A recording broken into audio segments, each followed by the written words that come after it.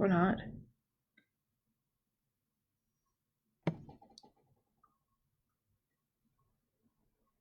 Why does it keep moving? Good morning. Is it my live? Yep, great.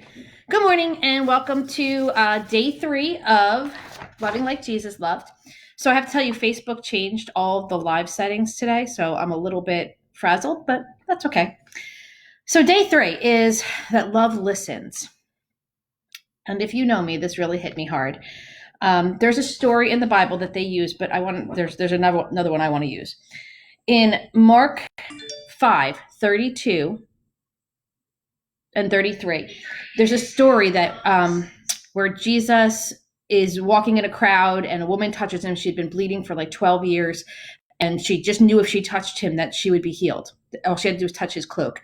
And he stops and he says, "Who touched me?" And the disciples are like, "What, are you crazy? There's a crowd of people here. Everybody's touching you. We're all pushed in on each other." But he knew.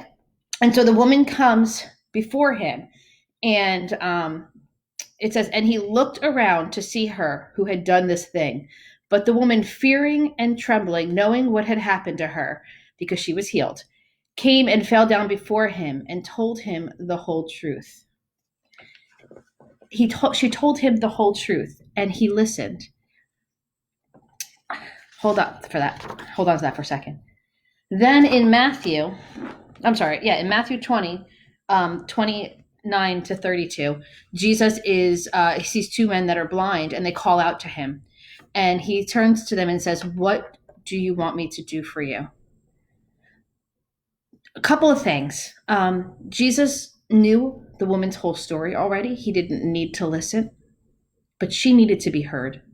She needed somebody to listen, and he knew that. And the second story, "What would you like me to do for you?" Well, they were blind in a time when that would have made them beggars. And so he already knew what they needed him to do. But he listened. And so, although he knew, he stopped everything and listened. Now, Jesus doesn't need to listen. He's God. But he knows when his children need to be heard, when they need just someone to listen to them.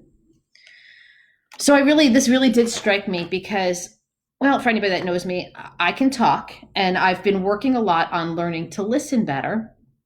And I think I've made some progress in that area, but I know that I've not arrived in that area. And so just today, wondering who it is that God would have that needs to be heard, that I can listen to them. And that might be all they need, is somebody just to listen. So I'm asking you to ask yourself, with whom can I speak a little less and listen a bit more today? There are a lot of Zoom calls going on, which has been great. There's been prayer calls and group calls. And yesterday we had a fantastic call with some exchange students, prior exchange students from all over the world. And just thinking back on all those calls and wondering how much I spoke and how much I listened. And I remember somebody very early on in my Christian life saying, "Peggy, God gave you 2 ears and 1 mouth, and I think he expected you to use them accordingly. That I should listen twice as much as I speak."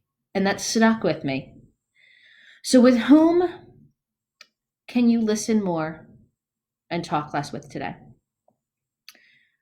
In this time of isolation, I really feel like there's been more communication, which is crazy, and it's been more intentional communication. So who do I need to call today? Who do you need to call today that just needs to be heard? I'm going to pray and let you get on with the rest of your day. Father God, I thank you for this example that you set for us, that the God of the universe, who already knows everything, doesn't need to listen, but he knows when his children need to be heard. I thank you for the example you've set for us. I thank you for the people you've put in my path that have listened to me and who have really heard me.